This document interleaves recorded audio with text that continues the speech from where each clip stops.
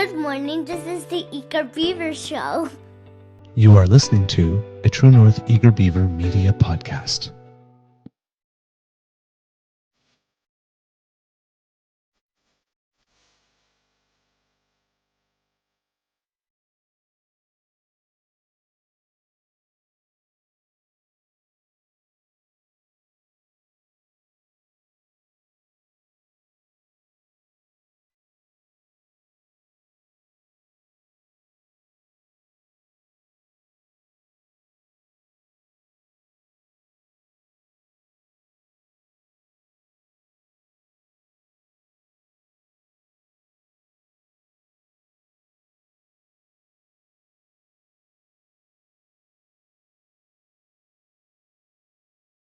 The True North Eager Beaver podcasts are proudly brought to you by our founding sponsors, the Miss V Mysteries from Corvid Moon Publishing, your source for science fiction, fantasy, and cozy mysteries featuring a broad diversity of characters.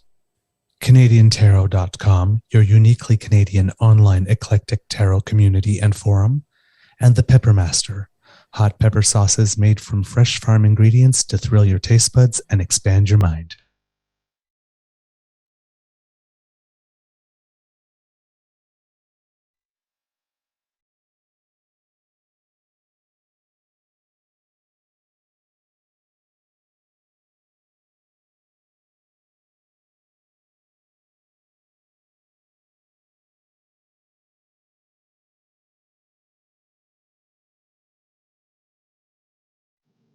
Well, good morning and hello, kids, and welcome to Season 3 of the True North Eager Beaver Interview Project, episode number 38.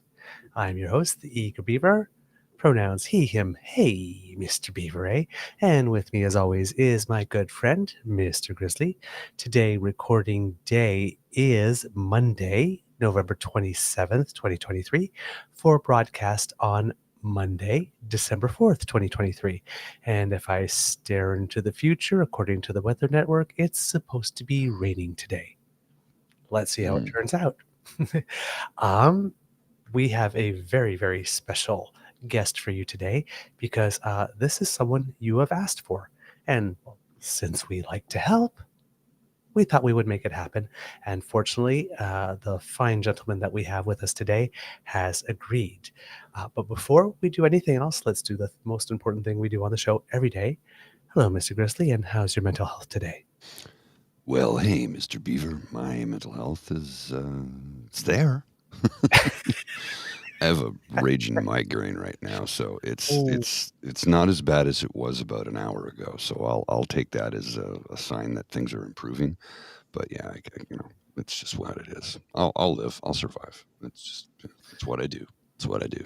All right. Well, I'm sending you some calming energy, and hopefully, by the time this chat is over, the energy and the adrenaline will help that go away for you. Let's hope so. Let's hope so. But I know that you're very excited about this too. Our guest, as you may know, recorded a video that really resonated with us and with you because within it, you know, the theme of our show is because democracy is something you do. And this person sent a message of engagement, something that happened, and he decided that he was going to become even more engaged than he was. We have an interview with someone from the West Coast, which we very rarely get to do because of the time difference. He lives on Vancouver Island, and he has been a high school history, social studies, civilizations, careers, and leadership teacher for 33 years. And you know that here at the Beaver Lodge, we particularly love teachers. Oh, yes. Yes. So without any further ado, because we want to get right into it, please put your paws up and give a round of applause for Mr. Tim Krutzman. I like that. That's good. I actually stole that from a friend of mine, actually. A round of applause. It's great being here, gentlemen. Thanks for the invite. I appreciate it. Thanks for coming out. We appreciate it. Yeah, very much. Now, kids, if you see our fine guest, you probably know what video we are talking about. um, you had put out a video when the Prime Minister was out one night at dinner, and the restaurant had been surrounded by protesters. And that really triggered something within you. And I remember in your video, you said that this was like your X attempt at it because it was maybe a little too real or raw, a little too raw. Correct. And you wanted to have the passion, but you also didn't want to be flying off the deep end because you don't want stuff to get in the way of your message. Correct. And something did get in the way of your message at one point, and you decided to take the video down. At Correct. one point, yeah, because and for a good reason, absolutely. But we were left wondering at that point, it's like, because a kid had asked us, "Could you please send us that video?" And then we couldn't find it. I was like, "Well, it's gone. Why did he take it down?" And then you had issued something else. I was like, that's why. So I would like to first ask you to sort of set the stage, what it was, so that we could remind the kids that had happened, and what was it that went click within you that made you put out that particular video, because this was clearly not your first video. Correct. Right. So what did you see to you? What had happened, and what was it? What was that moment that said, "I need to do something about this specifically"? Well, first of all, let me confess to being a federal liberal. Okay, so there's a bit of that,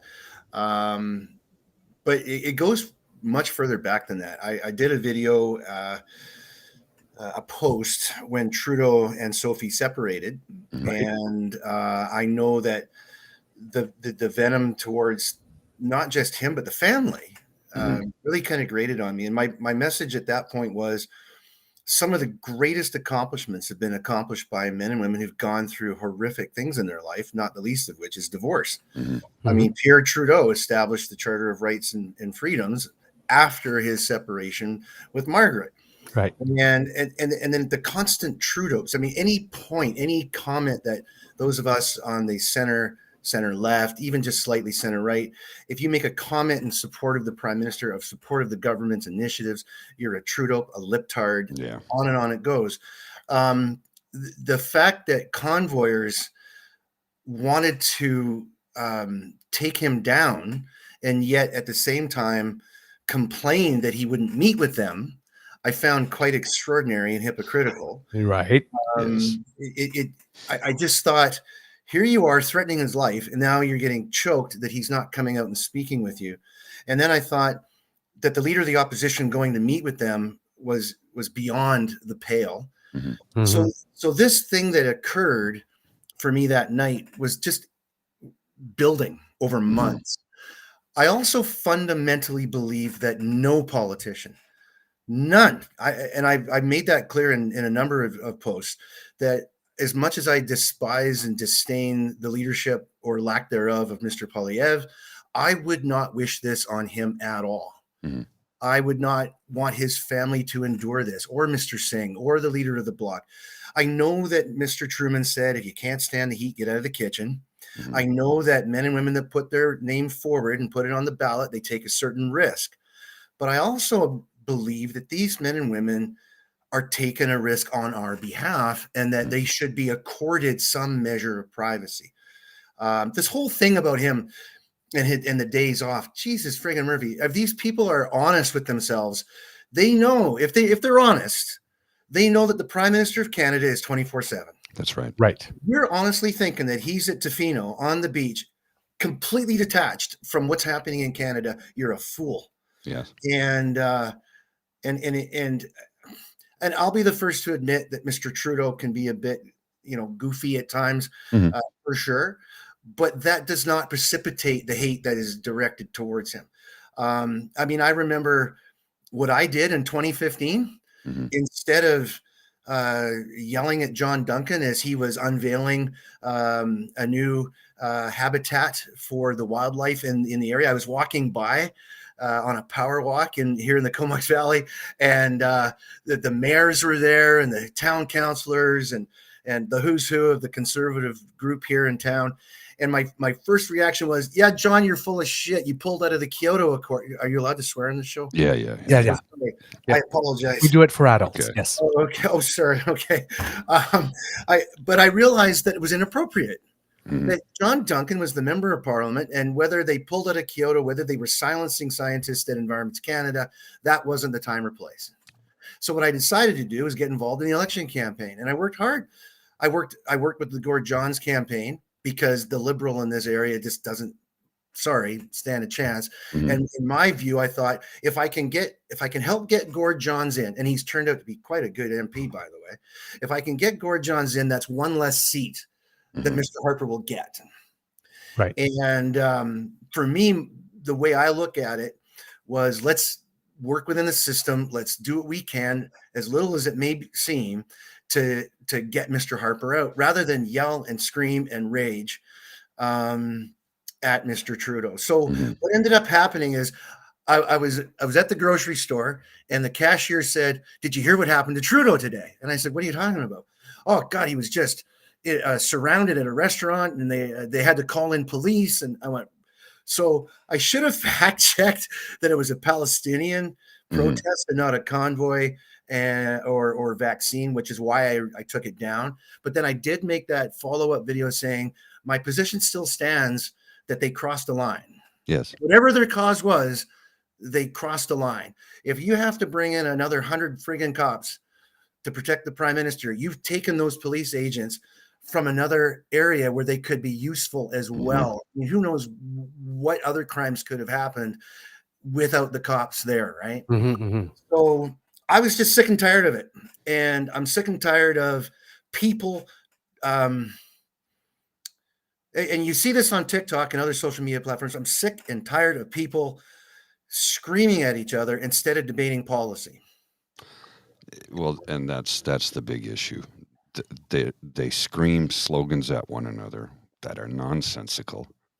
They don't really have a foundational footing in any of the things that they're actually yelling or protesting or ranting and raving about. And then, of course, they'll start chanting "Bring it home," which, what does that even mean? Yeah. It's just it's so over the top, ridiculous, and unacceptable behavior in polite society. And it's I saw you react, and I felt the same way. I felt the exact same way. And I didn't even know it was a Palestinian protest to begin with. I just thought it was more of the occupiers that sat in my city and my doorstep for 3 weeks. Turns out that wasn't the case, but they still behaved in the same manner, and it was Correct. wrong. Yep.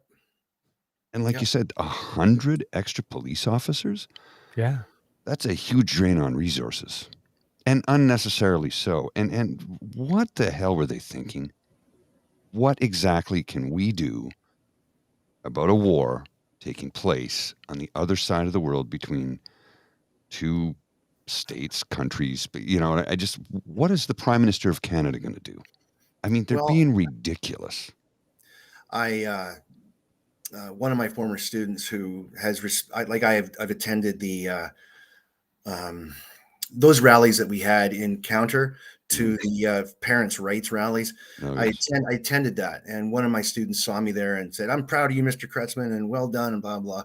But she took exception to my video because how else do we get the message across to Trudeau? And I said to her, "Do you honestly think he isn't aware of your position? Mhm. You honestly think that he is?" What's really interesting is that someone has said to me, "You're pro-genocide. You're in favor of mass killing of Palestinians." And I said, "How did you get that out of me asking for the security of our national leader?" Yeah. The two are incongruous. They don't make sense.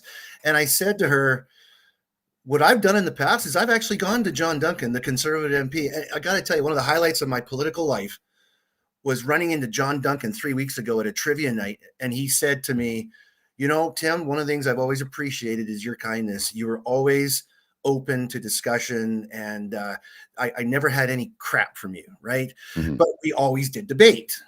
Right. I had my MP come and speak to my class on 2 occasions. John came and spoke to the class.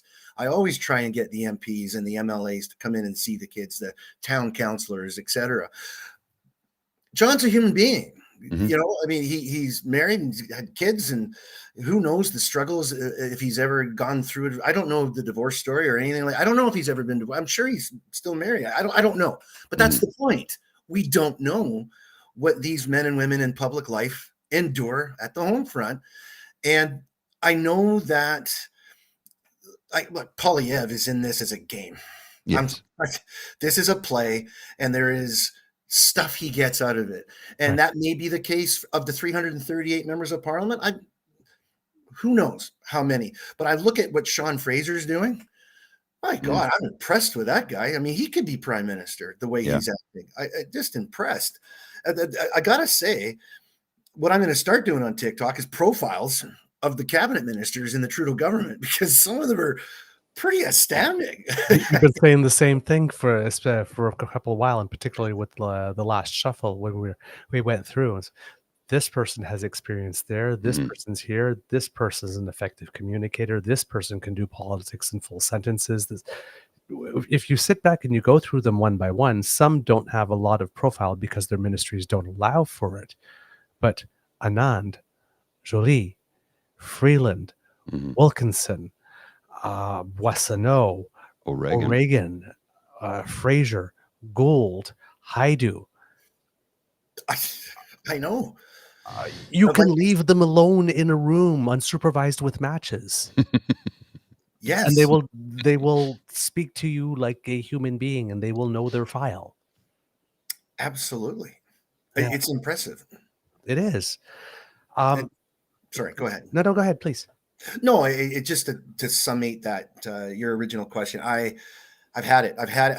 In fact, I posted a video. I was telling Grizzly there at the beginning, where I posted a video about a month ago how religion is a major cause of war, and this one young lady took issue with that today. And I always, if someone doesn't call me names and if someone doesn't swear, I will engage and see where it goes. Yes. And so I did. I engaged her.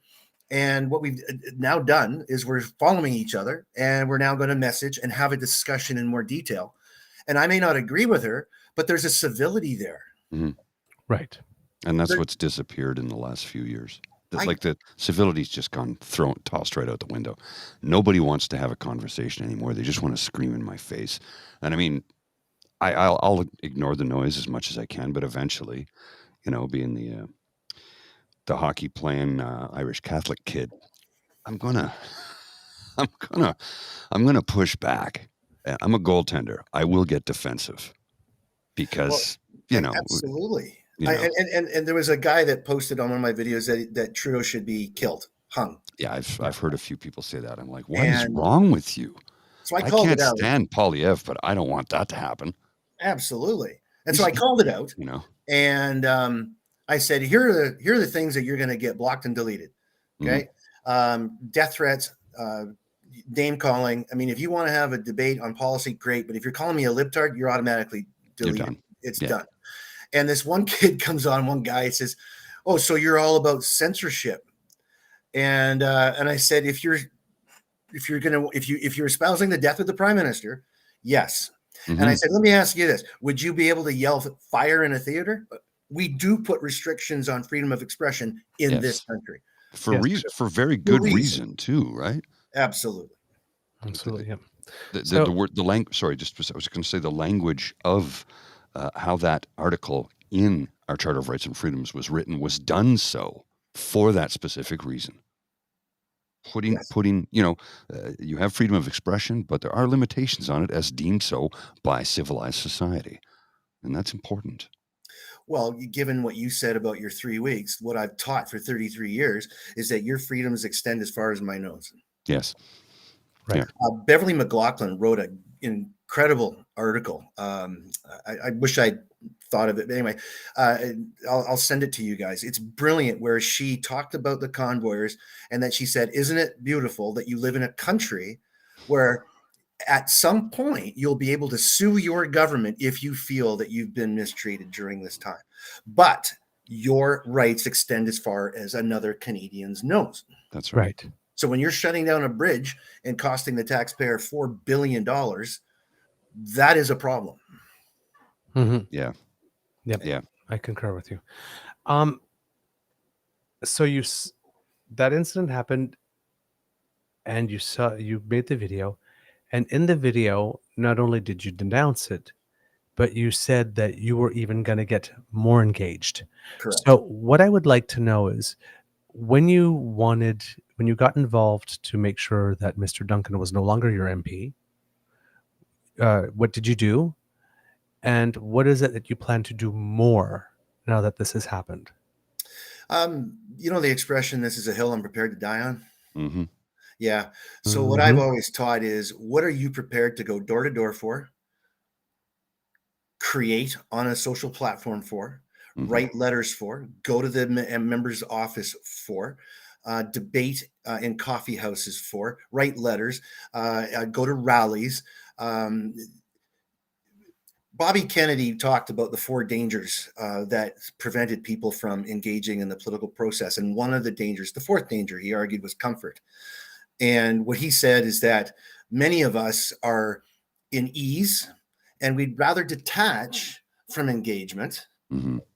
because it's just easier and it's less stressful, and you don't have to fear the wrath of your fellows, was one of the comments he made. So what I really hope to do through social media and going door to door is engaging people on a human level and try and take the temperature down. Mm. What I did in the last, or it was 2015 election, was some door to door stuff, office work. It was more about social media discussion and that kind of stuff. What I mean by more is that I would actively get involved in helping run the campaign. I've already spoken to the constituency office here. I was an elections day chair for the Liberals here in BC in '96. So I've had some experience in running election day. I've helped nominate 2 candidates Mm-hmm. and got them elected as party as the standard bearer for the party. I got a BC Liberal nominated, and who's a dear friend, and I got an NDPer nominated. I was on his nominating committee, and people ask me, aren't those 2 exclusive, mutually exclusive? No, because both men are men of integrity. Don McRae and Andrew Black were both men of integrity. They wouldn't lie. Andrew Black always says, you can't go wrong doing the right thing. Well, that's an MLA I would love to have. Yes. And I just think that looking for it's hard to tell. No, it's not. You know what? It's not. It's not hard to tell who's telling you straight up. I don't believe it. And when I listen to Polyev, I believe that I'm getting shat on, to be honest. It's just a smarminess about him. And here's the other thing. When I listen to Trudeau, however dramatic he may be, I honestly believe, and some of your viewers may go, you're full of crap, but no, I honestly believe in my core that he means what he says about what it means to be Canadian. I honestly believe that about him. And I'm prepared to go fight for him and to help make sure he gets reelected. And it's interesting that you guys mentioned that there was a number of people that responded viscerally to my video, because what I've said to a few folks here in the conservative land is, I think maybe you guys are overestimating your support. At the very least, you're overestimating the hatred of Trudeau. Oh, very much so. Oh, very much so. I agree with you too. You know, a lot of the comment that we make on the show, a lot of people say, "Oh, he's virtue signaling all the time," and I'm sitting there like, why would you not vote for someone who signals virtue as opposed to what?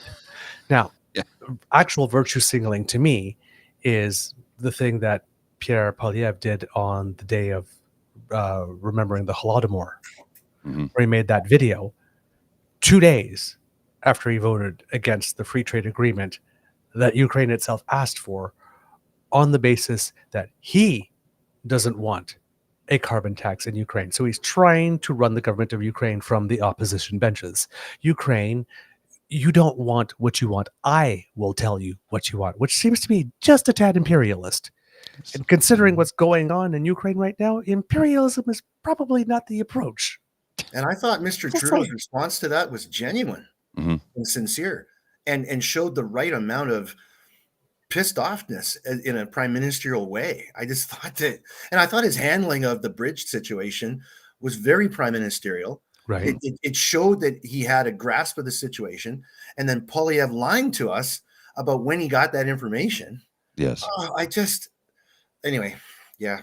Well, And the other thing I noticed, sorry to go on that, is we noticed early on, whenever it comes to something having to do with the Constitution, he does not lie. So when he was talking about Quebec at one point, right? That somebody said, "Oh, you think that Quebec is better than?" It's like, no, that's what my father said, and I don't agree with that.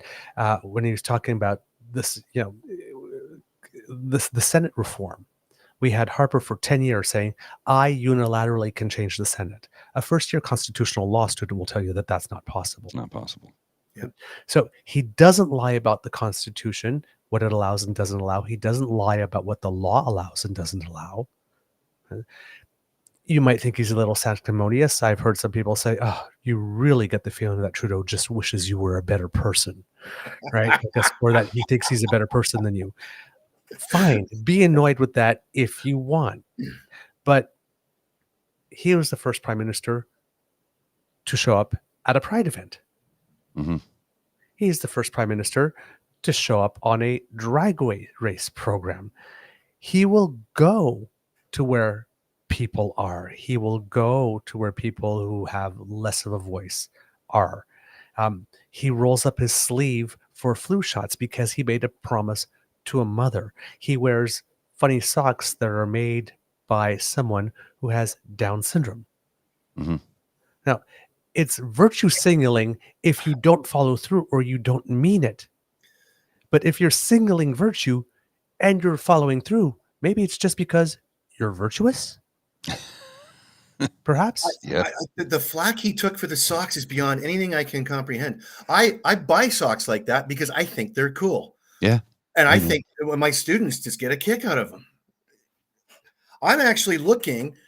I saw a kid the other day. I teach online now, but there's elementary kids within the construct of our online school. That's blended learning. And there's this one kid with these running shoes that when you step, the lights all go on and off. Mhm. Mhm. I want to find a pair. I can't find them anywhere online. I got to get a pair of those shoes. My buddy brought some back from Hong Kong. Oh, so they're actually adult shoes that They do make adult sizes. Yeah, they are hard to find. You might be able to find them on the Amazon, but I don't Okay, know. well, that's what I'm He gonna he do. uh, he had a company who was manufacturing products in Hong Kong because he wanted to do it here, but he'd never sell the product because the profit margin would have to be razor thin to make it affordable. So he had to manufacture in Hong Kong, and he'd go back and forth to the factory, and he saw these shoes. So he bought a bunch of pairs and brought them back, and people loved them. So he was going to look at importing them, but it never really happened. Hey, may I tell two quick little stories? Sure. Okay, number one, did you guys see the video of Trudeau meeting with the high school kids? And they're all doing the selfies. No, I didn't see that one. When was this? It was within the last month. Okay. And it was all over TikTok. It's all over Facebook. And so he's and the kids are just giddy. They're just euphoric. Mhm.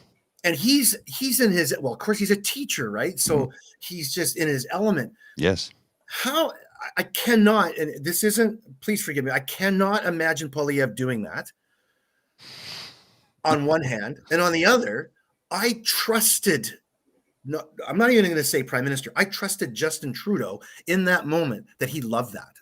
Oh, yes. That he was engaged in that. The other thing that I'll tell is that when he first got elected in 2015 in Montreal, I think it was Montreal, where he was at a mall and he shook hands for hours, thanking people for supporting him. Is that acting? Is that dramatic? Is that, you know what? I don't care. Here is the Prime Minister of Canada elect shaking hands with average Canadians and saying, you know what? I really appreciate your vote. To me, I thought, oh man, I got such high hopes for this premiership. That's awesome. Well, before he got in, I'm going to fully admit, and I've talked about it. I said when he had his boxing match with Senator Patrick Brazeau, who is an MMA fighter, I thought, okay, Brazeau's going to clean his clock, and that smarmy little silver spoon kid is going to get his ass handed to him. And we were all surprised. Like the group that I watched the fight with, were like, I have a whole new respect for this man, and I saw him in a different light. So it's like, maybe he does the I gross misjudged grind. him. He does the gross grind in under 50 minutes. Yeah. Are you kidding me? Yeah. That's serious. That's Does it make you a great prime minister? No, but it's, he takes care of himself. Yeah. Oh, yeah. Well, and you say, would Pierre Poilievre do that with the kids? I go, no, he won't even have an open town hall, Poilievre.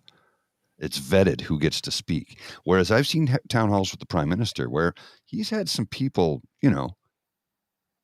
make wild accusations and ask him some tough questions and say things that are patently false.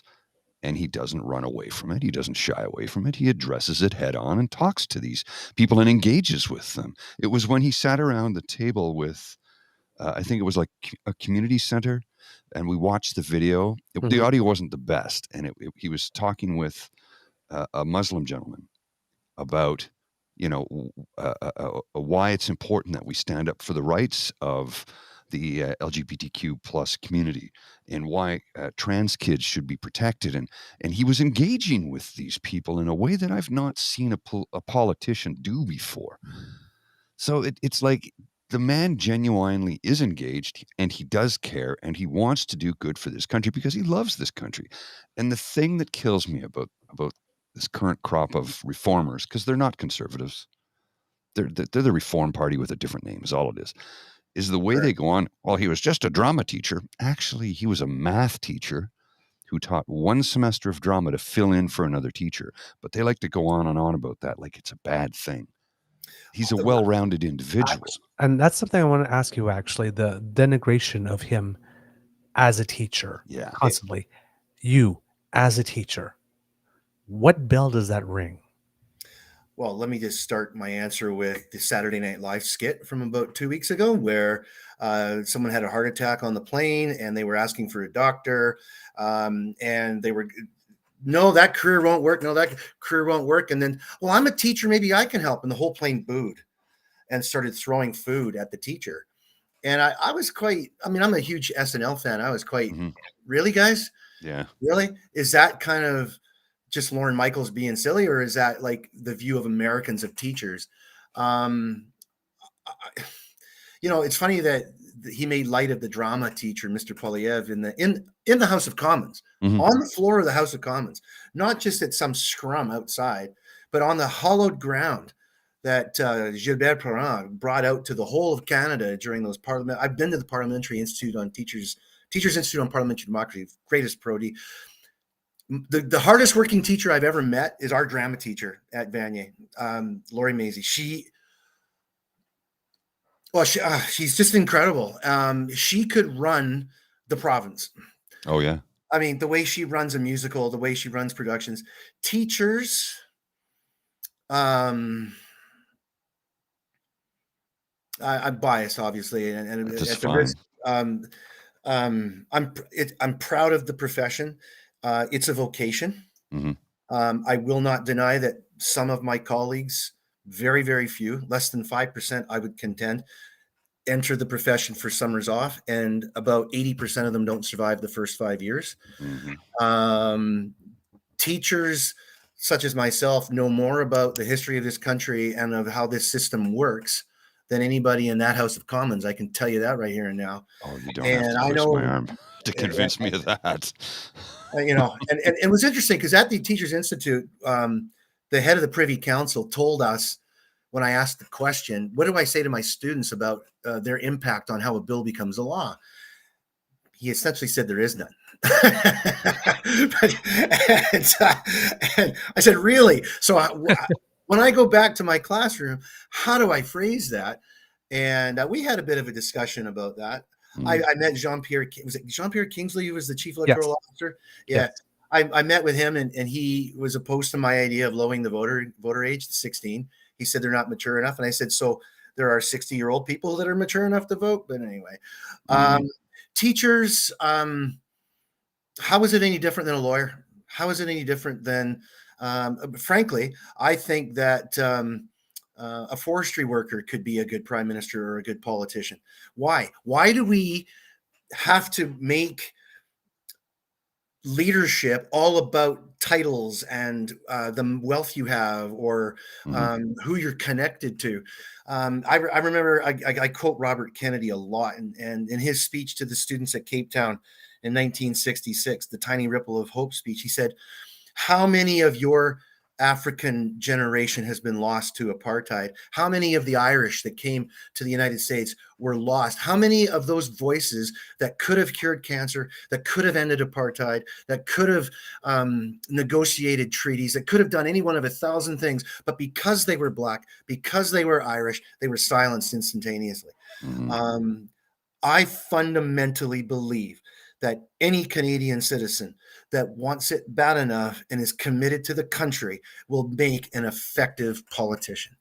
In fact, Barack Obama said, and it's one of my quotes that I hang my hat on, the most important office, and it gets me emotional thinking about it. Sorry. No, it's okay. We welcome it. The most important office in a democracy is the office of citizen. The citizen is the most important office, and that democracy rests on the back of the citizen, not the president. And so Trump can be defeated if there is enough groundswell. So long-winded, because I could go on for hours, but long-winded, I'm offended that he made light of Mr. Trudeau's previous avocation. I also think it's a joke, given that what has he done other than be an elected official? Nothing. Really? You're an elected official. What experience do you bring to the table? You know, Zero. Khalil Gibran wrote, the greatest souls amongst us are seared with scars, meaning those with the most experience, those that have stories to tell, are the ones that we go to. The best counselors are the ones who've gone through it, right? You know, I mean, right. The recovery centers in our community have people who've been through recovery. Yes. They're there for a reason. So I think that Mr. Trudeau, as a teacher, is a good choice. Well, and you know, you think about how the Conservatives, the Reform Party, I call them the Reformicons, how they always go on about, we're here for the workers, we're here for the workers, the workers, the workers, the workers, which is not true at all. Because the recent strike we had in the ports in British Columbia, they went to Seamus O'Regan and said, are you going to table back to work legislation? He's like, absolutely not. We're negotiating. We're not forcing anybody back to work. That's not how you negotiate. Unions are there to give power to workers. Then they go, well, we're really here. We're going to give you a more powerful paycheck by stripping all the social programs that you pay taxes into, our social safety net, that will privatize our healthcare system. I could go on for hours about this, and sometimes I do. But this is what I say to people is like, okay, you're going to have more money in your pocket if Pierre Poilievre gets elected prime minister. Guess what, though? You're going to have less social services. How much is going to go out of your pocket? Out of your pocket. Like the government, let's just say the government of Canada has $100 to run the economy, to run the country. You cannot go beyond $100. If you're going to cut somewhere, right? If you're going to take in less revenue, you're going to have less money to spend on the services that this country requires. And we as a society have made that decision. It was a collective, communal decision to have a societal social safety net. Yes. That was something. What's his name? Mackenzie King did not want to create the social safety net, but he determined the mood of the country wanted to go in that direction, and he went that way. That's why he was prime minister for 22 years. Yes. Canadians made a conscious choice. Well, we need to take care of one another in times of need, in difficult times. And, you know, I mean, I was going somewhere a minute ago with how they talk about, conservatives talk about how they're for jobs for the worker, for this and that, and yet there's a member of is it the NDP or Liberal Party, Mr. Beaver, in Edmonton, who was a bus driver. It's the mayor of Edmonton now. The mayor of Edmonton, yes, He but was wasn't in cabinet. He was in Like, cabinet, yes. And Mr. they Slay. like to make fun of him all the time for being just a bus driver. But you're for the worker. No, they hate the average Canadian. They don't like us, and they It's will utter rob us contempt. of everything. Literally. Absolutely. And look at what they said about AOC, just Yeah. the bartender. And now she's one just of the the most bartender. powerful members of Congress. Yeah. She could conceivably run for president. Is she old enough yet? I think you need to be 42 to run for president. Is it? I thought it was 35. 35. Is it 35? I thought it was I think it's 42. 35. You know, either way. Either way. It's Katie Porter, who I love as well. Every time she brings out her whiteboard. She is amazing. And she was a teacher. And I remember she had somebody on, she was doing a cross-examination of somebody in Congress. And they quoted a line from a book. She goes, "Yeah, I know the book. I wrote it." It was a book on economics that she wrote. And they quoted something. She goes, "Yeah, I know that book. Well, I actually wrote it." Yeah, I saw that too. Hey, do you guys ever hear of Jeff Jackson from South Carolina? No. Oh, he's got 2 million followers on TikTok. He's an incredible congressman from that state. I'm pretty sure it's South Carolina. Well, they realigned his district, so now he's out. Oh. So, so the Republicans realigned the district. Well, now he's going to run for attorney general of his state. And he said, "You just wait." Good. Check this guy out. He's amazing. He's up there with Katie Porter. North Carolina. I just looked it up there. Is it North Carolina? North Okay. Carolina, Right. yeah. I knew it was one of the Carolinas. Yeah. I wanted to ask you, because you're a teacher, and you said a lot of things there that actually, because the theme of our show is democracy, is something that you do. So when you were saying, the most important office is the office of citizen, I was like, yes, we are.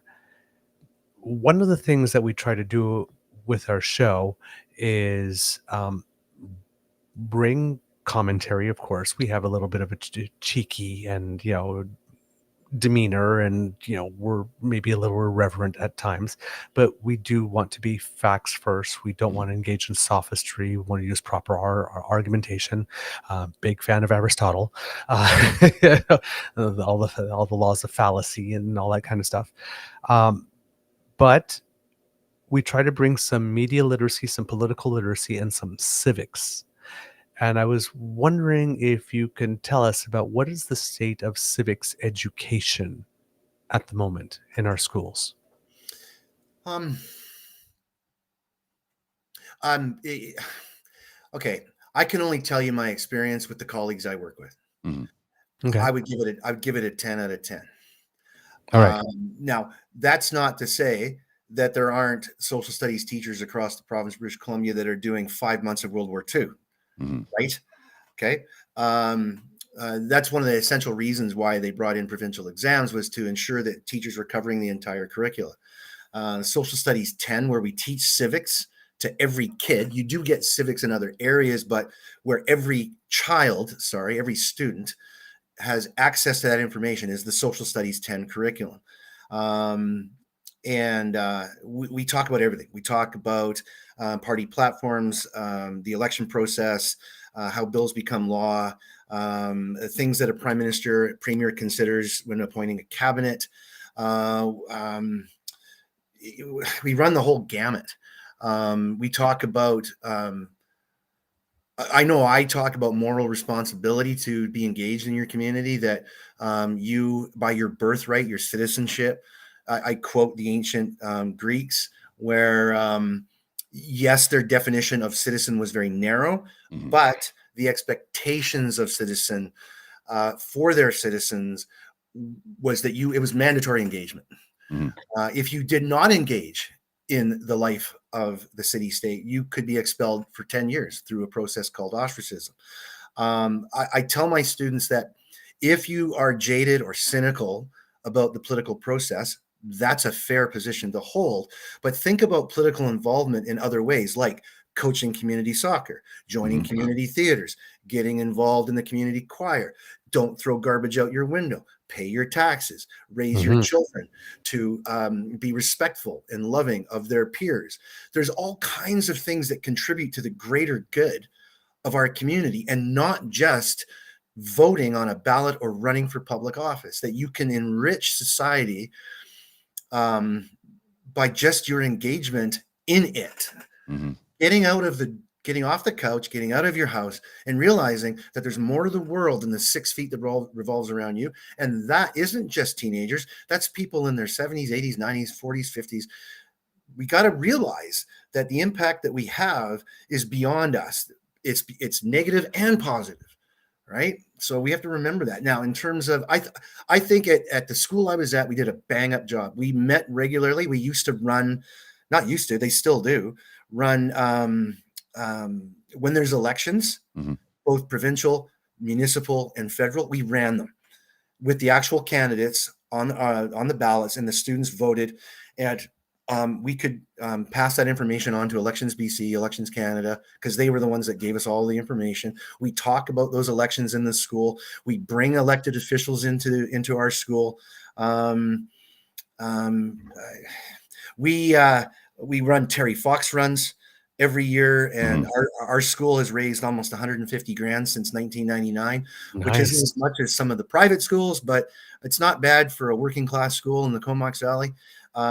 We fundraise for the developing world. We used to do Christmas hamper drives, where we bring in as many as 50 hampers and we fill them as a school.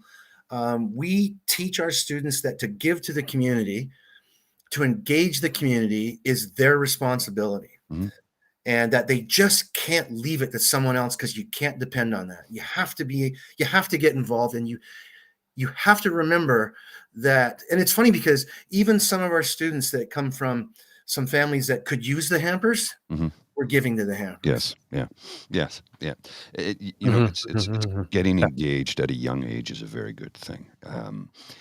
And as one of my passions, as Mr. Beaver can attest, is that people need to learn civics in this country. And I get upset at people who, they have very loud voices, but they don't know what they're talking about. And the problem is they will get people following them who believe them when they have no facts to back up their argument.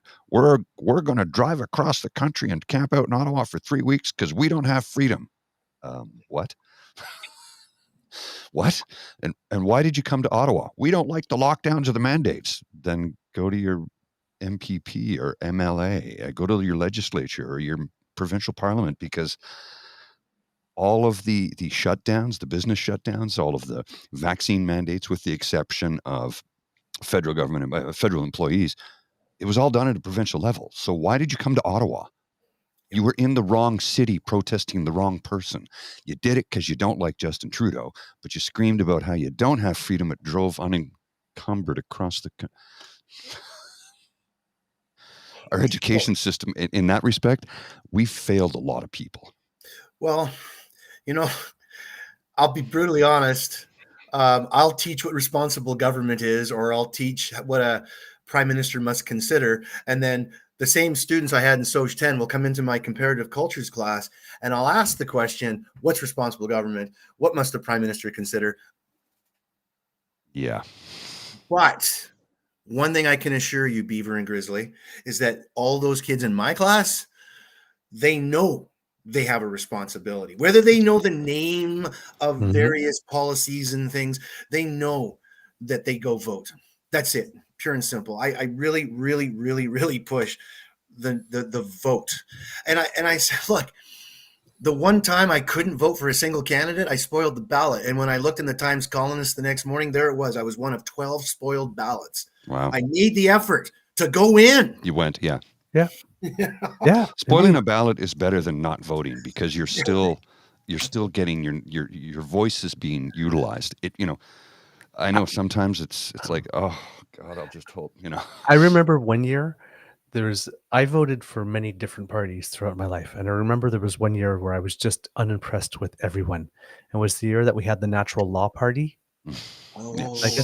And I'm sitting there, I'm thinking, if all it really takes is entering through another door and we hire 40,000 flying yogis, which creates employment, and more yoga creates more health.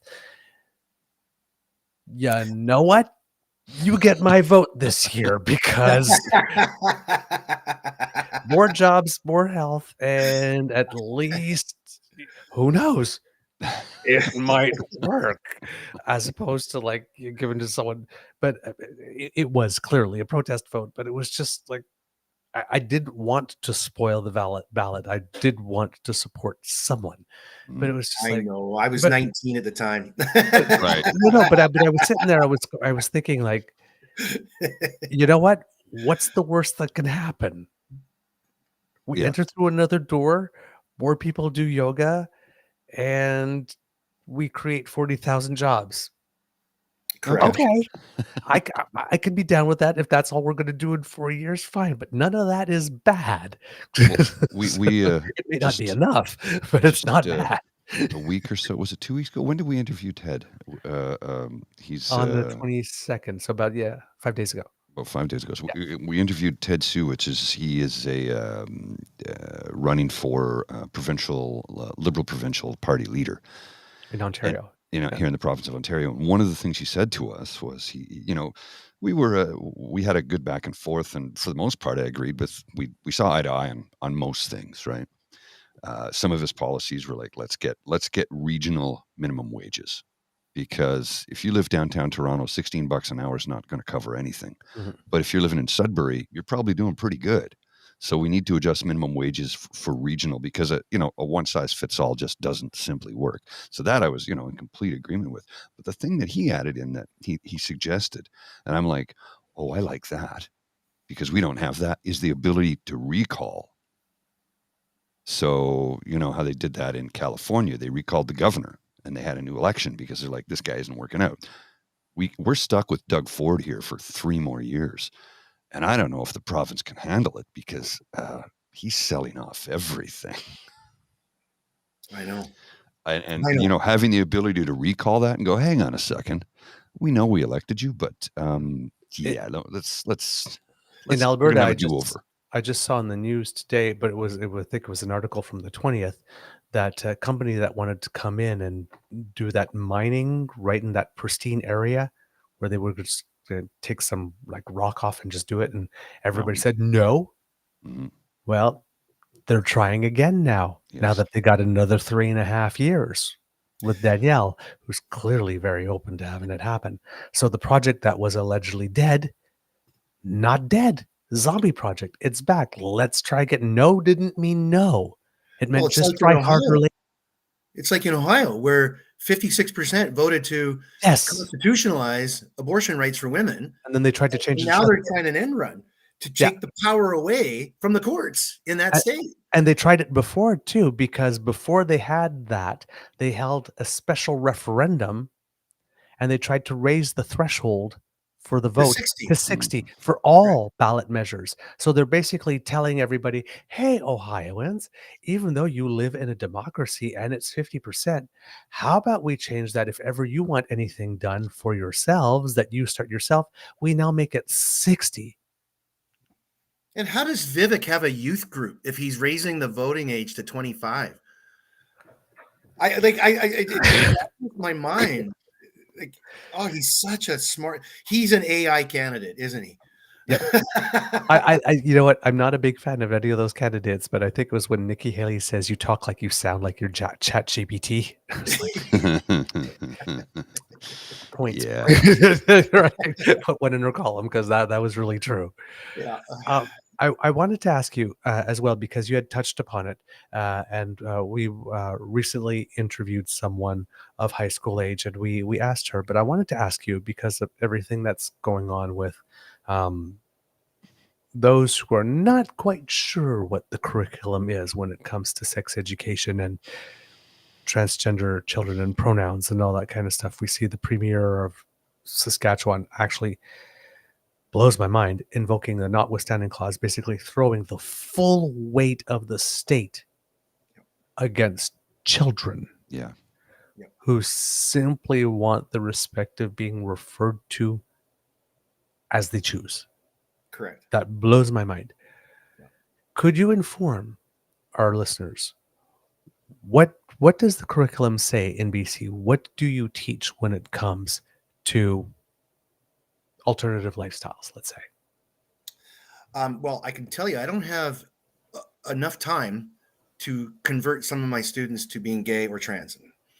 I don't have the time for that. I heard one teacher say, I can't even convince them to wear deodorant. Like, come on, man. You know, I gotta say, I was a little worried about David Eby as premier when he came in, but I think the man is actually doing a pretty good job, to be honest. And that's anyway. Let me start by saying this. I know of for a fact, in my last year at Vanier, 2 students said to me they had no place to live. Why? Because I came out as trans to my family and they kicked me out. Mm-hmm. We desperately need to, if it's 12 and under, that may be a different debate, but this idea that a child goes to the counselor at our school and says, may I be referred to this way?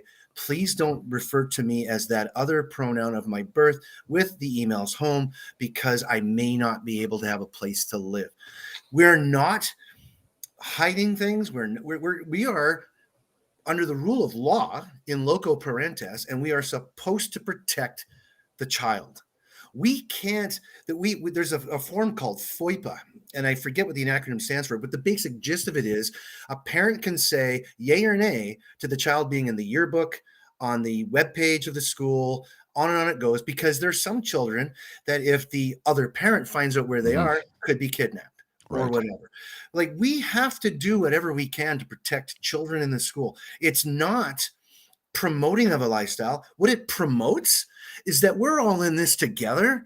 We're all equal. And that this child who's trans, this child who's gay, this child who's Irish, this child who's 12, this child who cheers for Notre Dame, I don't care. They are equal and they are welcome in this school. We celebrate diversity. And what Mr. Polyev and others have done is they've made it about parents' rights, which I think is ridiculous. But not all parents. Sorry? Not all parents.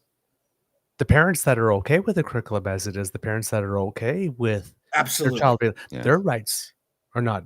It's not about every parent's rights. No. It's only about some. Correct. Absolutely. And isn't it interesting? Right?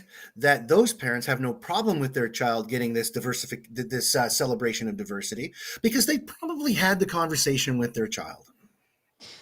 Yeah. It's what you say that hold on for a second. I just wanted to complete that. FOIPA is the Freedom of Information and Protection of Privacy Act. Thank you. There you go. Okay, Mr. Grizzly. It was, when you tell me that you had 2 students that came out as trans to their parents and they got booted out of the house, and it's like, but that's what we've been saying on the show. 40% of street youth are rainbow. Yes. It's because their parents will not accept them for who they are. And I'm like, what, you don't love your own child? I mean, if you truly love your own child, you're going to accept them for who they are. You might not agree with it and you might be confused by it, but if you love your child, maybe learn about what it is they're going through. Maybe try and accept them for who they are. And I've been lucky. I'm cis, het, white, 55, physically fit. It's come on, I'm at the top of the white privilege pyramid. I know that. My parents are still married. They're still blissfully happy with one another. I had it pretty easy when it comes to that, and I get it. But it's like a kid who is, if you're struggling with your sexual identity, whether it's you realize you're gay, or maybe you're bi, or you're trans, whatever that is. I can't understand any of that because it wasn't my lived experience. But I'm going to make a place for anybody who's going through that, because I cannot begin to comprehend the inner turmoil one must face, especially if you come from a household where admitting that is going to put you out on the street. So the inner turmoil that child must face to come to terms with that to themselves, and then tell their parents that, and then they find themselves out on the street. It's like, or alternatively, they come to terms with it, and now they have to deal with the double life. Yes. Yeah. They're always lying to someone at some point. Which is no way to live. or You not, were or if teaching- not lying, just not being their authentic selves, not allowed to be their authentic selves. I have to confess to not knowing explicitly what the acronym SOGI stands for. Could you look that up for real quick? Oh, Because our superintendent, our union president, our CUPE union president, the three partners in our district sent a letter to families, to our whole community, that our trans and gay children are of value, and that SOGI isn't about teaching lifestyles. It's about teaching that people have other lifestyles. Mhm. And that we need, correct. Sexual Okay. orientation and gender identity. Thank you. And that we as a district, it's incumbent upon us here in this district to make sure that all students feel safe in this district. So, you know, the movie Mean Girls, those kind of girls, those kind of boys never have real problems in the school. Okay, I shouldn't say that, because bullying goes for even that came out wrong. Yes. But the marginalization of trans and gay kids has been notorious in our society for hundreds of years. And we've made some progress on those files. I don't know what else to say, but we've made progress in the last number of years, but we've suddenly got this backslide in just the last couple, and largely pushed by the Freedom Convoy, who think their freedom is okay, but if they take it away from you, that's okay too, which is very confusing to me. But we're not dealing with rocket surgeons here to begin with. Well, and I know that's unkind, but I mean, really, you know. Well, the leader of the opposition said Trudeau should butt out of Parents' Rights. My response to that was, here's his quotation. This is what the Prime Minister of Canada said. He said, "Let me hear the government of Canada. Canada is telling you that you are equal, you're valid, and you're valued. How can that possibly be criticized by the leader? Why would the leader of the opposition not join in solidarity with the Prime Minister of Canada and Mr. Singh and the leader of the Bloc and the Green Party to say, as a society, you are valued and equal?" Yes. But no, he has to create this fear, this mongering, and it, to his credit, it works. It whips up that fan base. Yeah.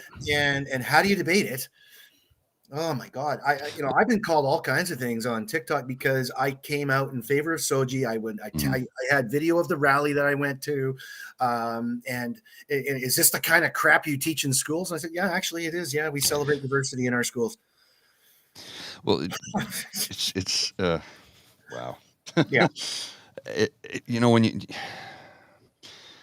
When Polyev goes on his rant, and he did this not too long ago when he was on stage, and he said Justin Trudeau is teaching radical gender ideology. That is coded language, which was used against women at one point in time, and then it was used against the gay community, and now he's going after the trans community. And the radical gender ideology is not really a thing. They're just teaching people that some people are different than you. Correct. And I'm sorry, but how is that radical? That's a fact. And if you want to live in a society, you're going to be running across people who are different than you. So why don't we make space for them? Because they exist and they'd like to be able to live their lives authentically as who they are. I don't need to understand it. I don't have to understand. Like, somebody talked to me about what being non-binary is, and I still don't fully grasp it. I don't need to. I just need to make sure you have a place here in society where you can be that person, because you're not harming anybody. And if you're not harming anybody, come to the table. Let's break bread together. If you're harming somebody, then I got a problem with you. The state has no place in the bedrooms of the nation. Mm-hmm. Indeed. Justice Minister Pierre Elliott Trudeau. Yeah. Indeed. I was wondering, to get back to the initial subject. Yes, sir. How would I put this? How do people who do not like what is going on at this moment, they don't like the vitriol, they don't like the venom, they certainly don't like the violence, and the violence doesn't have to be physical. The violence is in the rhetoric. I Stochastic really have a terrorism. problem. The problem I have with the Conservative Party and the PPC Party is the outward show of utter contempt for about 2/3 of us, and they are gleeful about it. They are happy to be contemptuous about. It's almost like the rallying cry is vote for me because I hate the same people you hate, and I will make them pay, or I will make their lives harder or miserable. Yeah. So when for people who are voting, because we always try to ask them to not vote only for themselves. Vote for the person who's going to do the most work for your community, your friends, your neighbors, No, your no, next door neighbor. in that sense. But I have my issues when I go to vote, my issues that are dear to me. Because I have a house. Interest rates are high. Do I want to vote for the party that's going to give me better interest rates on my house if they are going to persecute my trans cousin and not bring drinking water to my Indigenous friends who live on reserve? Mm-hmm. So, do you have counsel for people who are trying to sift through that and figure it out, how to cast a vote that's for more than just yourself? That's a huge question. Yeah, it is.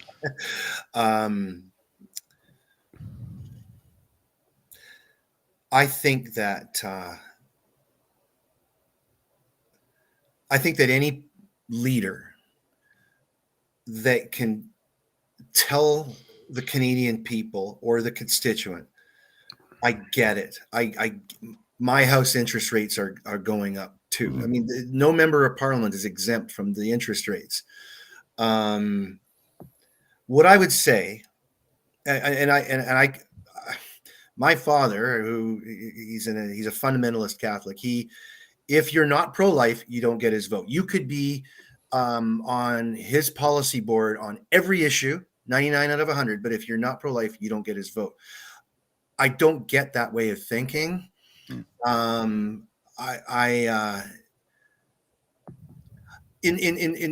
the way I view it is that let's make this real simple. Justin Trudeau, maybe Mr. Singh, but Mr. Trudeau has probably the greater chance of defeating Poilievre. Mr. Trudeau, in my view, is your best bet as a vote. And even though you don't vote directly for Trudeau, we know that only his constituents do, but you can vote for the Liberal or you can vote for the NDP and you're riding to cancel out the Conservative. I don't know, but he is the one leader who is an inclusive leader. Mm-hmm. He is the antithesis of Hitler and Trump, the complete 180. Mm-hmm. And for those that vote for Trump and that party of exclusion and the party of no, I encourage my fellow Canadians to look at the big picture, because I believe fundamentally that a leader, a man or a woman that is an inclusive in leadership, will work their way to try and find, let's limit the inflation rates. Let's limit your interest rates on your properties, because that's what's in the interest of Canadians. I don't believe Mr. Poilievre or Maxime Bernier when they say that they are in the interest of Canadians, because they're not demonstrating that. When Mr. Trudeau says we are a party or we are a government of inclusion, I take that to mean that he's going to take that to all other policies, Mm-hmm. that he be the most open to finding solutions to those policies. I find that I would vote for the party that has the largest tent. I've been accused as a Liberal of sitting on the fence and going down the middle of the road. And okay, fair enough. But I'm willing to listen to the right. I'm willing to listen to the left. And the people on the far right aren't willing to listen to anything else. And on the far left, to anything else. My God, I mean, Paul Martin used Reform Party policies in the 1990s, and Pierre Trudeau used David Lewis's policies in the early 1970s. The Liberals have this way. Justin Trudeau's using some of Stephen Harper's policies. Yes. Yes. In You London, know? 2009, he was talking about carbon tax and that the carbon tax would be like $65 a ton by 2019. We're in 2023. What's the carbon tax? $65 a ton. I just find that as a federal liberal, some of your listeners go, yeah, you're full of it. But in my view, the teaching of history, the history shows of the 114 of the 160 odd years the liberals have been in power. Why? Because they've been able to see the wider picture. They can look holistically, whereas it's very clear Mr. Polyev is looking at it from a very narrow tunnel. Oh yeah. Mm-hmm. That would be my words to your audience, to your listeners, about if they're stumped, try and look at the bigger picture regardless of what's going on in the own home. Now, here's the other thing. I haven't had a steak in 3 weeks, and I don't see having another one for a while because I'm buying pork and chicken. It's just cheaper. No, I get you. Same here. And I'm not going to take a trip to Mexico. I'm going to get a golf membership instead. It's cheaper. I enjoy it, and I can't. I mean, I could maybe make it work, But I mean, I think in our society, I think we need to just accept that there's certain realities that we have it pretty good in this country. Yeah. And there are Canadians that what's the figure? You guys would know more than me. I think it's 50% of Canadians are one paycheck away from being homeless. I think it's a little higher than that, but yeah. Yeah. And so the video I made tonight, one of the videos I made tonight is my heart aches. I do a quote a day often. And the quote was, you don't, oh God, good things don't happen. You make them happen. And I said, my heart aches for people that live in war zones, death camps. Like there's just some people behind the eight ball. But I argued that if we have faith, if we work hard to make our little corner of the world a better place, I still believe karmically it permeates itself. Have you guys ever heard of the book, The 100th Monkey? No. It's an anthropological study that studied chimpanzees in an archipelago in the South Pacific, and they threw bananas peeled onto the beaches of these 1,000 islands, and the monkeys were for weeks just eating the bananas peeled and just the grit. Finally, one day, a monkey went to the water source, cleaned the banana, recognized it was salty, and then, it is taking the sand off, found a freshwater source on the island, cleaned it and ate it. And within a week, every monkey on all of the islands within that archipelago were cleaning their bananas. Coincidence? Karma was the argument by these scientists, these anthropologists. Karma. So I think if we work hard here in Canada to make this a better place, to work with our Indigenous brothers and sisters, to get them water, clean running water, to be engaged with those that are in the prison system and rehabilitate, as opposed to constant, you're a bad person. Yes. I know I sound idealistic and naive, but you know what? I think we need a little bit of that. Well, it certainly couldn't hurt, and you're right. This lock them up and throw away the key mentality that the Harper conservatives had has been proven time and time again to not work. It creates bigger and more hardened criminals. Now, Canada has one of the lowest rates of recidivism in the G20, if you will. But we still have ways to go. I mean, we could be doing like a Norwegian or a Scandinavian model. Norway, Finland, Denmark, Sweden, they are actually rehabilitative prisons. Those are extraordinary. They really are. Oh my God. They really are. Yeah. Yeah. And I mean, you've got people in those prisons who are hardened criminals who come out with a skill set or a trade or something so that they can become a productive member of society. Guess what, Grizzly? It costs money, doesn't it? And that's what the conservatives want. They want to cut.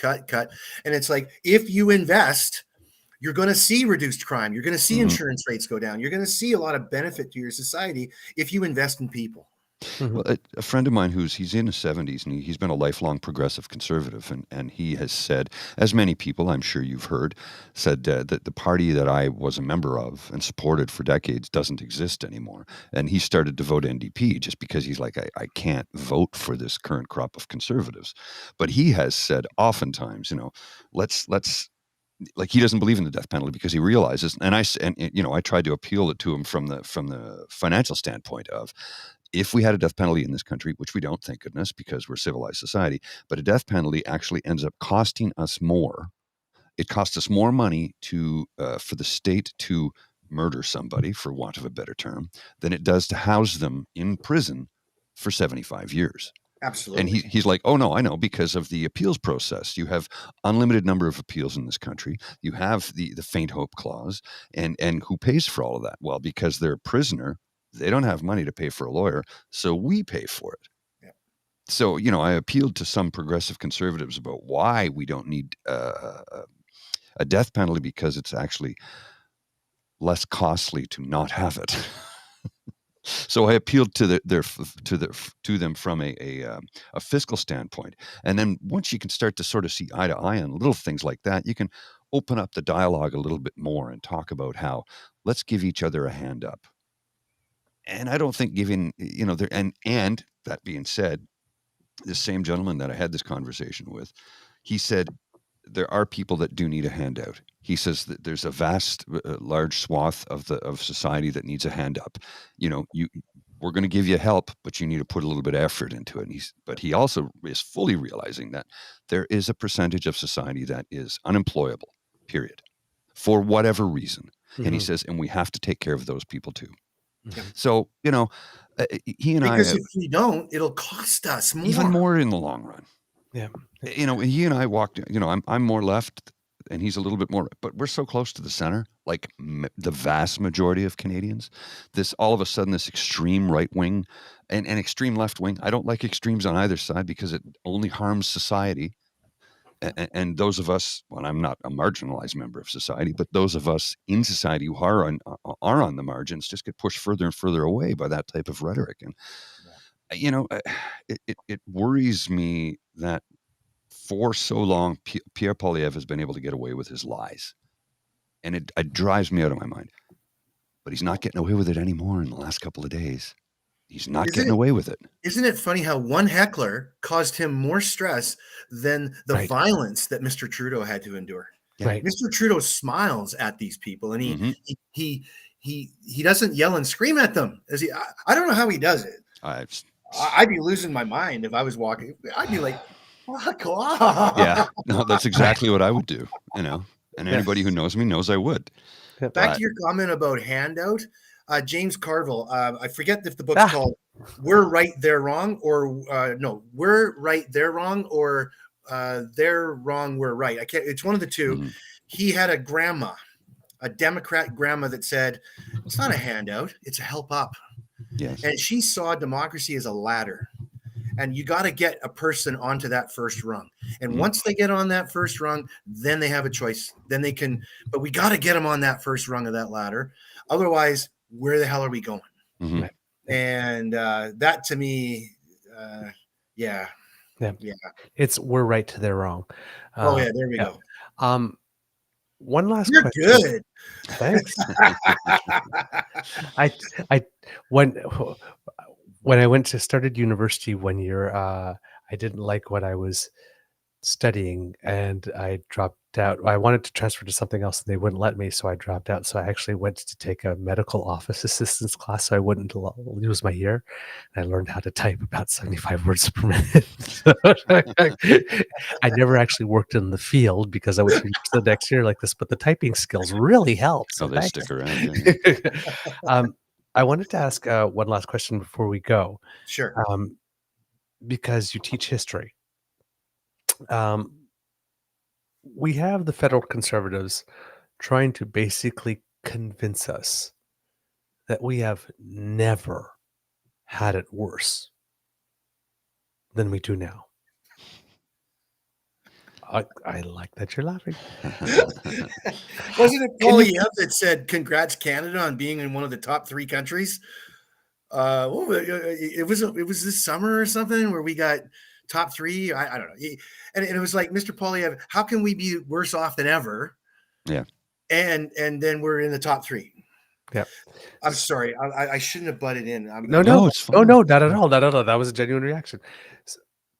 As a history teacher, Okay. he's saying Trudeau says you've never had it better, but he's trying to convince us we've never had it worse. Where are we? Jed Bartlett on West Wing said, I'll ask 10 economists about anything, and 5 will say we're doomed, and the other 5 will say we're doing great. My answer to that would be, I think we're doing quite well. I think we're doing better than we think. Mm-hmm. I think that in the history of this country, our engagement with the world, it was funny watching conservatives post videos of Trudeau being ignored, and yet mainstream media is showing images of Trudeau at conferences and summits, connecting and engaging with the participants of other countries, and Policiero of Brazil or whatever, the Brazilian leader who in one video had his back to Trudeau, and when Trudeau touched him on the arm, refused to turn around. Well, he's totally having a great time with Trudeau in this video that I've seen. No, I think that we are impacted by the world. We are not alone. Woodrow Wilson said we can no longer maintain isolation. Neutrality is not going to work for us anymore. It's not going to be cost for us, and that we are of the world. And so this WEF and all that stuff, I mean, did they forget that Harper put us into that deal with China for 31 years? Oh, they like that. They don't say China. They always say Beijing. Have you noticed that? Pierre Poilievre says we need to look into this Beijing interference. Will not say the word China. Not a single conservative will say the name of the country. They always refer to the city in China. Yeah. That's telling. All I know is that I can go online, I can go to a town square, I can meet with my MP, I can meet with my MLA, I can say whatever the heck I want, and only TikTok censors it. The grocery stores are full. Yes, the amount of groceries, the way I buy groceries does get adjusted, but we have access to food. We have access to clean running water. We can do better with our Indigenous brothers and sisters. We are one of the freest nations on earth. We are one of the wealthiest nations on earth. We are short-staffed. We need workers. Where is this unemployment crap? This is an amazing country, and I think we sold ourselves short in 1959 when we shut down the Avro Arrow. Yeah, that was both the example of our greatness and of our greatest failing. And Canadians do this to ourselves all the time. Oh, we're not that great. No, we are a great country. We have accomplished amazing things. Yes. What this tiny country did in the First and Second World War is unparalleled. And if you look at it as a per capita thing, America, we couldn't have won that war without them. But tell you what, for the size of our population and what we contributed to those two wars, unfathomable the contributions of our nation.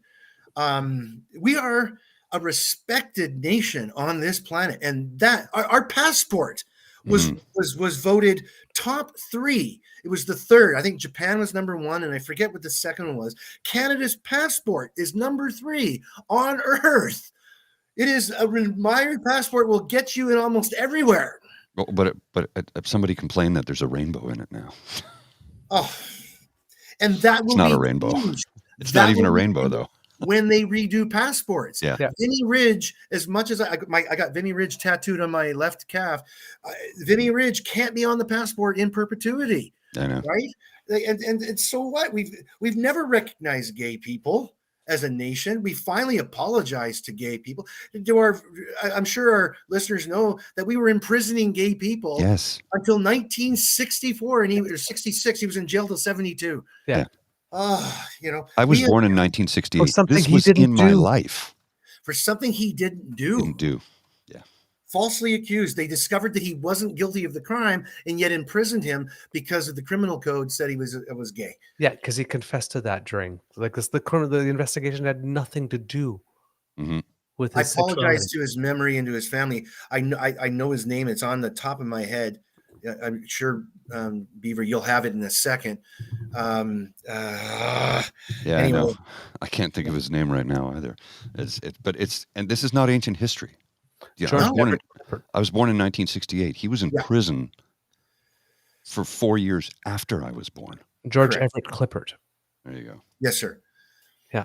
We have a great country, and we can be incredibly proud of this country. What ends up happening is that we let other people define Trudeau, and then therefore that definition of Trudeau defines Canada, and that's bullshit. Mhm. That is an unfair thing to Trudeau, and it's unfair to us as Canadians. And you know, I was thinking, I'll finish with this. I was going through the McDonald's drive-thru. I do it occasionally, and I was getting breakfast on my way down to Victoria to visit my mom, and I just had this sense of the guy that took my money and the people that gave me my food. They were laughing. Good morning, sir. Here they are doing this job that isn't respected by some members of our society, and they're doing it, and they made me feel special going through that stupid little drive-through. And they're Canadians. They're Canadians that are contributing to this country. Yes. And they're paying taxes, and we have health care because of those Canadians. I just think it's amazing. We're a great country. Don't sell this country short, my fellow Canadians out there. No. Hey, look, we're not perfect. We know that. But what was it Pierre Trudeau said? Canada's a dream. Don't let the dream die. We have to continue to work towards making it better all the time. Some days it's little baby steps, small increments, and other days it's big pieces of legislation. But we're always working towards making the place better. As long as we don't elect somebody like Pierre Poilievre. Well, I've always said that this country, particularly over the last 50 years, has admitted its wrongs, has admitted its failings, and has taken steps, maybe not as fast as some people would like, but has moved towards, like, would you ever think of truth and reconciliation in the United States? It's unfathomable. Yeah. Didn't they just vote in Australia not to constitutionalize Indigenous rights? They asked citizens to vote on whether or not other people should have rights. Correct. That blew my mind to begin with. Wasn't it 68% no, or was it 58%? It was pretty a high high. number. Yeah, it was a high number. It blew me away. But anyway, we have a great country. We do. We are very lucky to live here. I know so many people that come here and make this their home, and I meet people all the time who, as Uber drivers and people delivering food and stuff like that. People who are getting whatever work they can and working their butts off. And I remember one day, a colleague and I, we were on our way to a job site because I worked in construction for many, many years. We were on our way to a job site, and I said, "Take a look at the car right beside us." He goes, "Yeah." I go, "You see that Somali woman in her wearing her hijab in a brand new minivan?"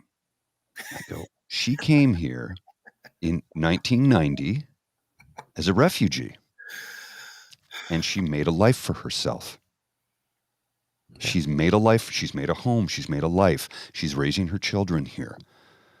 She didn't have that opportunity in her own country. She came here to have the freedom to be who she wants to be.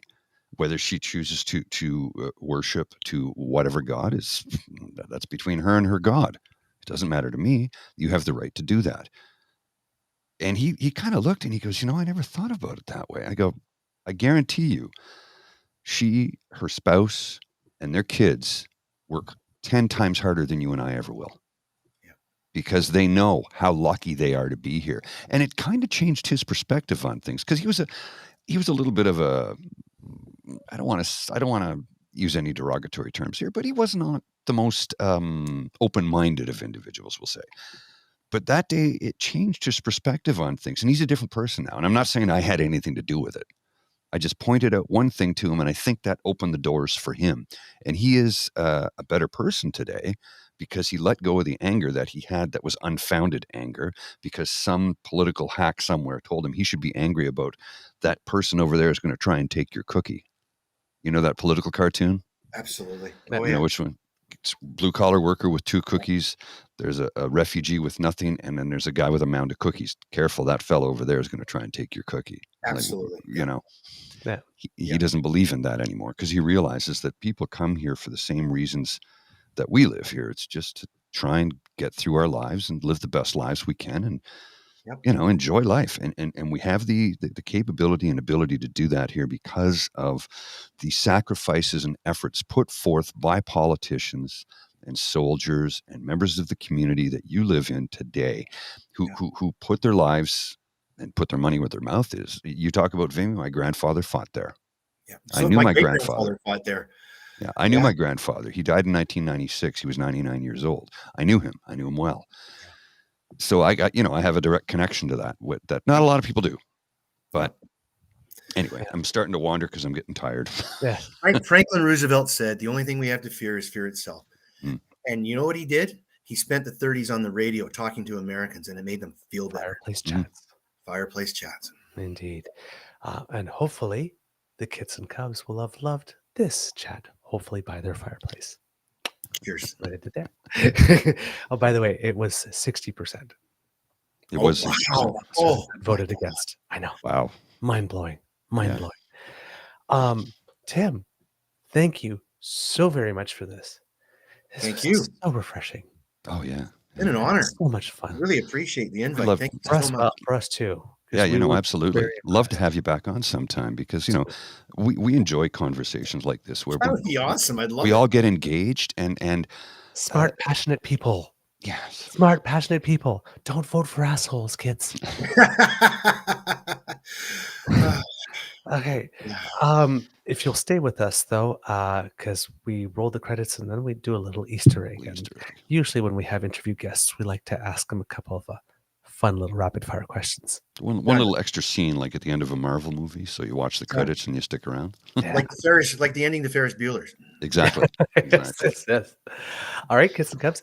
That's the end of this episode of the True North Eager Beaver interview project. We hope that you love listening to us because we loved making this for you, and particularly today. Thank you very much, sir. Because sharing is caring and word of mouth is priceless, please let your peeps and poops know all about us, because democracy is something that you do. Make sure that you go get your XBB shot. Make sure that you go get your flu shot, pneumococcal shot, all the shots. Let's do our best to keep our hospitals unclogged and give our healthcare staff an actual normal winter for a change. That would be so very nice. And if you can, please write your letters to the editor, but particularly to your elected representatives. Ask for a meeting and make sure if you do it in handwriting, because that's the one that they pay attention to.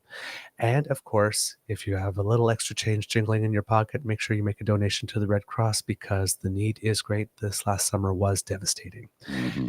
If you would like to reach us, our email address is truenortheagerbeaver@gmail.com. And if you would like to subscribe to make sure that you do not miss an episode whatsoever, the pod page, sponsored by the wonderful The Ray Girl, that little squiggly right there. If you bring your phone to that, that'll bring you there. And if you don't have your phone with you, you go to podpage.com/the True North Eager Beaver, lowercase letters with a hyphen between each one of those words. And that way you will not miss an episode. When it's fresh off the bandwidth, you will get it straight in your inbox. Well, not straight, but you know what I mean, right? And if you like to smash kits, we have not one, not two, but 3 buttons. Let your freak flags fly. Go to our share, and subscribe. Yes. Go to our True North Eager Beaver Media Incorporated YouTube channel. Like, share, subscribe, because there are 3 favorite words other than Mr. Grizzly.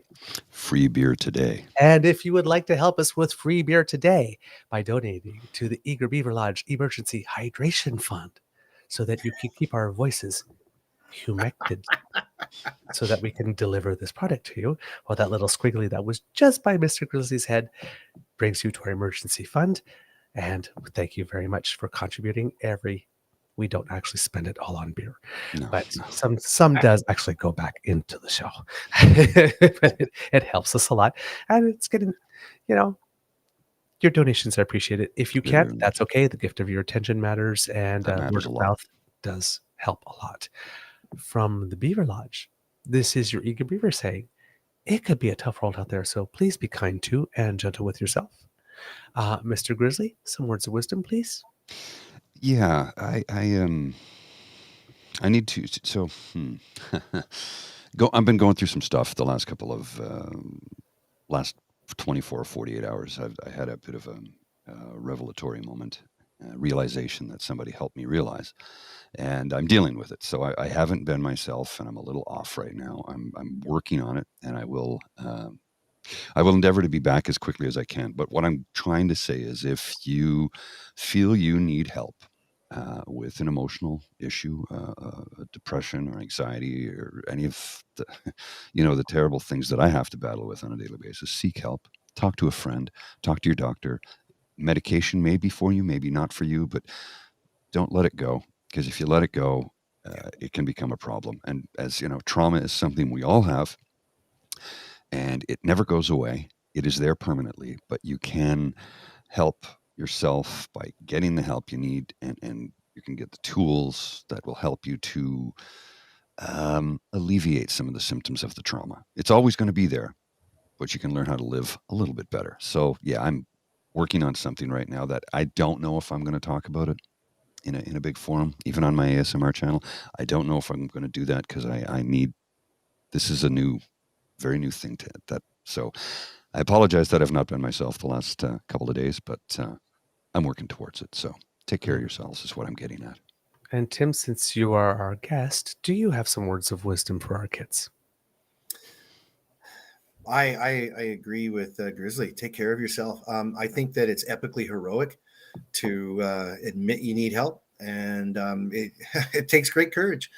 And the other thing that I would just finish with this: we need you to. Democracy is very important. We need you out there, but if you don't take care of yourself first, you're not going to be the perfect person that we need for you to get engaged with the community. So take care of yourself, get exercise, eat right, get some sleep, and then you're ready to go to get involved in the 2025 election. All right. And remember, if you need to take a break, just hand us the baton. We'll run the leg. When you're ready to jump back in, we got you. We got you. Mr. Grizzly, roll the credits. Tim, stay with us. Absolutely.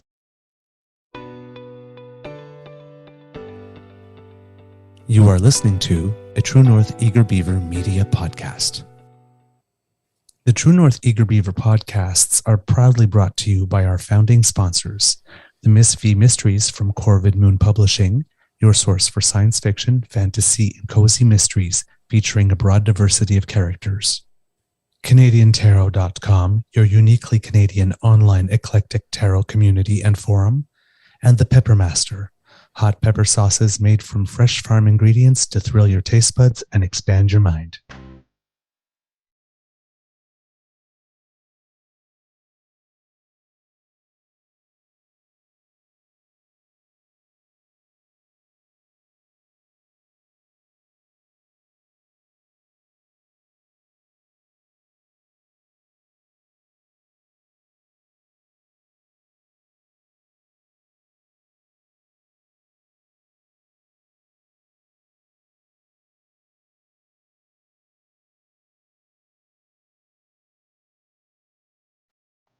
All right. Rapid fire fun questions. You're right. This flew by. It was like an hour 30. Right? I told you it would fly by. I don't know why that happens with us when we have conversations, but all of a sudden I look up and say, oh, because actually Tim had asked us, and I said, it probably wouldn't take more than an hour today. Here we are. All right. Rapid fire questions, fun ones. First things that come to mind. Okay. Favorite drink? Water with lime. Ooh. Favorite sport? Football and golf. Okay. But I'll go football. Favorite musical artist? I love 5440. Oh, great band. Great band. Good choice. Pancakes or waffles? Pancakes. Coffee, tea, or hot chocolate? Coffee. I'm a teacher. Would say hot chocolate. Oh, I mix a little hot chocolate powder with it. Does that help? Okay. That's a mochaccino. And your happy place? Being with my kids. That's nice. That's nice. Thank you so very much. Thank you, guys. That was a thrill. I've never been on one of these before. A lot of fun, eh? It really is. I love discussion. I hope I didn't talk too much. I apologize. We're good. We're good. No, the point was to have you talk. Exactly. Okay. That was the point. So Alrighty. thank you so much. Thank you. Now I'll subscribe. Okay. Oh, cool. Fantastic. Thank you. Yeah, absolutely. And is there any way that you could send me a copy of this? Oh, yeah. Oh yeah, absolutely, absolutely. Yeah, when we put it up, definitely we will send you a copy. Okay, We will let you know awesome. when it's up. Because my 80-year-old mom won't get up at 7, but it'd be nice to show her, Yep, absolutely. Once it's up, Alrighty. we will let you know, and then you'll be able to show her. Okay. Thanks, Hi, guys. Mom, by the way. Hi, Mom. Hey, awesome. Say hi, Judith. Hey, Judith. How you doing? That's awesome. Alrighty. Have a See ya. beaverific day.